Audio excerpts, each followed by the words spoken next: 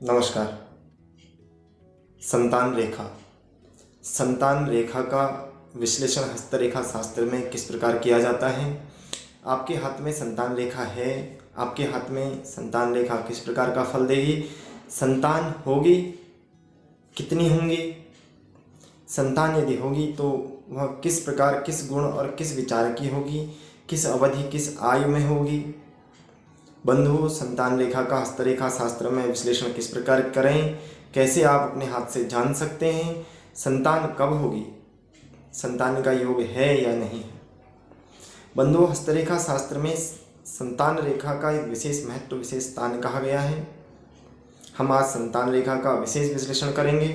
हम यह भी बताएंगे जिस व्यक्ति के हाथ में संतान रेखा है तो संतान किस प्रकार होगी, और यदि संतान रेखा नहीं है तो भी संतान होगी और वह किस प्रकार होगी। बंधुओं, जीवन में मनुष्य के संतान रेखा का महत्व यदि जानना हो तो उस व्यक्ति से पूछिए जिस व्यक्ति की अर्धायु के बाद संतान होती है, अर्थात जीवन की 10, 15, 20 वर्ष बिना संतान के जाने के बाद भी उसे वृद्धावस्था में संतान की प्राप्ति होती है, पुत्र का मुख देखना पड़ता है, देखता है, उसके जीवन में उसकी संतान की प्रसन्नता को जानिए तो हम संतान रेखा के महत्व को जान सकेंगे। संतान रेखा का विश्लेषण हस्तरेखा शास्त्र में मैं करने जा रहा हूँ, आप स्वयं जान सकते हैं। तो बंधुओं, ज्योतिष, हस्तरेखा, वास्तुशास्त्र, कर्मकांड इत्यादि अनुष्ठान आदि में यदि आप रुचि रखते हैं तो आप मेरे चैनल ज्योतिष ज्ञानदीप को अवश्य सब्सक्राइब करें, नोटिफिकेशन घंटी का बटन दबाएं कि मैं जो वीडियो लेकर आऊँगा वह आपके समक्ष सर्वप्रथम पहुँचे। इसलिए मेरे को सब्सक्राइब करें, नोटिफिकेशन घंटी का बटन दबाएं।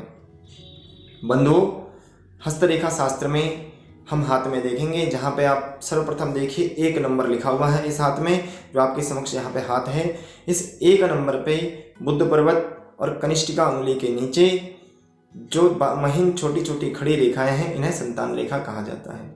यह कई बार खुली आंखों से ना दिखें तो इसे देखने के लिए किसी उपकरण का भी सहारा लिया जा सकता है। बंधुओं, संतान रेखा का विश्लेषण मनुष्य के जीवन में जब हम करते हैं तो कई अन्य स्थानों में हस्तरेखा में भी हम संतान रेखा को देखते हैं। जहाँ पे आप देख रहे हैं 2 नंबर का स्थान अर्थात शुक्र पर्वत, यहाँ जो खड़ी रेखाएं ऊपर को जाने वाली हैं, यह भी संतान रेखा के रूप में हम देख सकते हैं। बंधुओं, तीसरा स्थान मध्यमा अंगुली, मध्यमा अंगुली के बीच का पूर्व, जहाँ 3 नंबर लिखा हुआ देख रहे हैं, यहाँ की खड़ी रेखाओं को भी हम संतान रेखा के रूप में देख सकते हैं। बंधुओं, चौथा स्थान जो आप अंगूठे के नीचे यह कड़ियाँ सी बनी देख रहे हैं, इन कड़ियों को भी हम संतान रेखा के रूप में देख सकते हैं, संतान के रूप में जान सकते हैं। बंधुओं, 5वां स्थान भी हस्तरेखा शास्त्र में चंद्र पर्वत पर कुछ तिरछी रेखाएं कही गई हैं। बंधुओं, सर्वप्रथम हस्तरेखा शास्त्र में जब हम संतान रेखा का विश्लेषण 1 नंबर पर करें तो जो खड़ी रेखाएं सुस्पष्ट हों, वह सुस्पष्ट रेखाएं संतान रेखा के रूप में देखी जाती हैं। कई व्यक्तियों के हाथ में 8, 10, 5, 6 रेखाएं भी होती हैं। तो बंधुओं, पहले यह जान लें, जो 1, 2 सुस्पष्ट रेखाएं हैं यह संतान के रूप में सूचक होती हैं। जो अन्य रेखाएं हैं यह किसी कारणवश यदि किसी के गर्भादि में संतान आने के बाद ना हो तो वह उसकी भी सूचक होती हैं। किसी कारणवश मनुष्य दिव्य गुरु स्थान को प्राप्त करता है, उसके जो शिष्य होते हैं वह शिष्य स्वरूप में भी संतान का ही रूप होती हैं, तो भी किसी सन्यासी आदि के हाथ में भी यह रेखाएं पाई जाती हैं। शुक्र पर्वत पर 2 नंबर जहाँ लिखा है, इस स्थान पर भी जो खड़ी रेखाएं हैं, यह 1 या 2 श्रेष्ठ, जो सबसे श्रेष्ठ रेखा हो वह संतान के रूप में देखी जाती है। बाकी शिष्यादि, अपने पुत्र तुल्य चाचा ताऊ जो हम को संबोधित करें, जिन्हें हम अपने पुत्र के भाव से देखें, वह रेखाएं भी सूचक हस्तरेखा में कही गई हैं। बंधुओं, तीसरा स्थान मैंने मध्यमा के दूसरे पूर्व में बताया, इसमें भी यही है। चतुर्थ स्थान जो ये है अंगूठे के नीचे आप देख रहे हैं, यह जो चिन्ह है, इस चिन्ह पर संतान का सूचक जो यह कड़ियाँ यव का निशान सा होता है, यह चिन्ह यदि किसी व्यक्ति के हाथ में हो तो वह संतान होने की सूचना देती है। बंधुओं, संतान का योग मनुष्य के मन में एक दिव्य इच्छा को जागृत करता है जब उसकी संतान कुछ समय बाद नहीं होती है।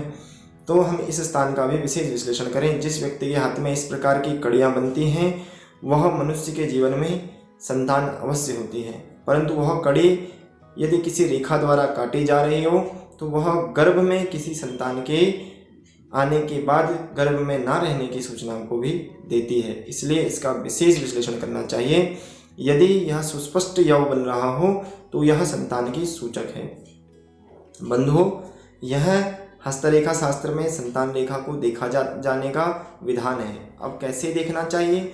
यदि रेखा सुस्पष्ट हो, छोटी दिव्य लालिमा लिए हुए हो, नीचे जो यह विवाह रेखा के समक्ष बुद्ध पर्वत पर तिरछी विवाह रेखा जो आ रही है उसके ऊपर हो, तो इसको यदि विवाह रेखा को ना काटती हो और ऊपर उंगली के ऊपर ना चढ़ी हो, अपने एक निर्धारित स्थान पर हो, तो उस स्थान को संतान रेखा के रूप में देखकर संतान रेखा मान लिया जाए, उस रेखा को संतान रेखा मान लिया जाए और वही संतान की रेखा हो। और हम अंगूठे के नीचे जो योग बने हैं इन्हें भी संतान योग को मान सकते हैं।